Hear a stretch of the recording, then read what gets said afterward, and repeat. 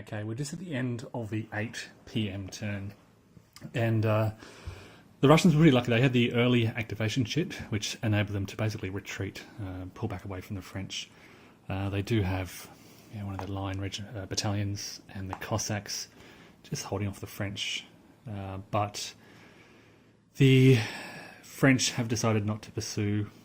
It's risky to advance in the face of those Cossacks, and it would be pretty easy for the Russians to turn around and hit those French away from Stralsund. So the French are just going to hold there. They're happy to have held the town and pushed back that initial Russian probe. Now, my understanding is that what's going to happen is this is the evening of the 25th of August. So overnight, both forces will recover half of their losses. Unfortunately for the Russians, this has been quite substantial. So you can see, I'll go through them. 2 increments left. Now I use the increment markers to show what is left, not losses. So there are 2 out of 6 left. They'll go up to 4. We have 3 there, they're okay. They are down to 1. So they will bump up to 4 overnight. The Jaegers are down to 2. Down to 4, they're okay. Down to 4 and down to 2. But what you can't see here is off the map. There are 4 lost Russian units, including 3 battalions. We have 1 lost Jaeger battalion and 2 lost line battalions. Plus, of course, that strong 3-strength Russian artillery of the avant-garde. So they've suffered some very heavy casualties. I don't know what the numbers are. It'd be about 18. It'd be close to 30 increments of losses among the Russians in just this 3 hours of fighting.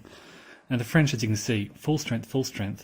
I think they've lost 1, so they're up to 7. These guys suffered quite heavily, so they've lost 4. Just the 1 loss, 4 losses there. And out here, 4 losses, and these guys were hit pretty hard. They're down to 2. So roughly 20 losses among the French, just in increment losses. They haven't lost any full-strength units yet, so they'll recover a lot, and they'll be in a much better position. At least the 43rd Division fared far better in this combat. So, on reflection, what did the Russians do wrong on this first day?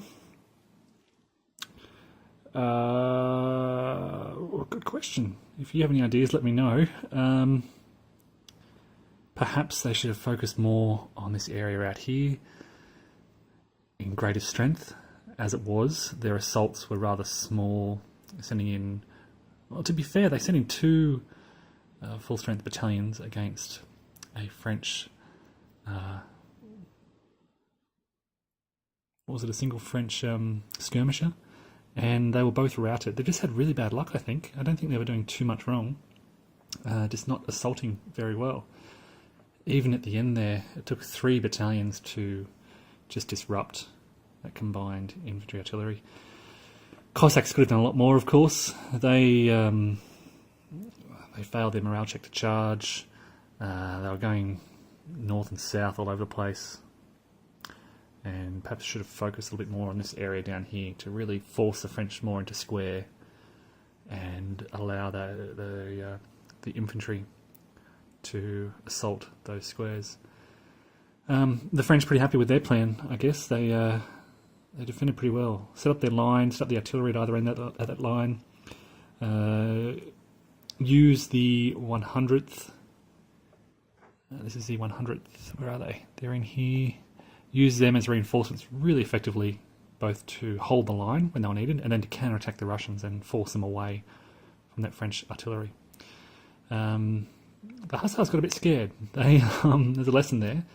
They got exhausted in their attack and then really panicked, afraid of the Cossacks. Although they're twice the strength of the Cossacks, they do suffer that assault modifier when exhausted. And they were lucky to get away from that, I think. Cossacks could have done a lot of damage. Okay, so that is the end just of this probe on the 25th of August. We're now going to set up a much larger map for the 26th of August. And this is when the full battle will really begin. Stay tuned. That might be a way off yet, but it'll be happening soon.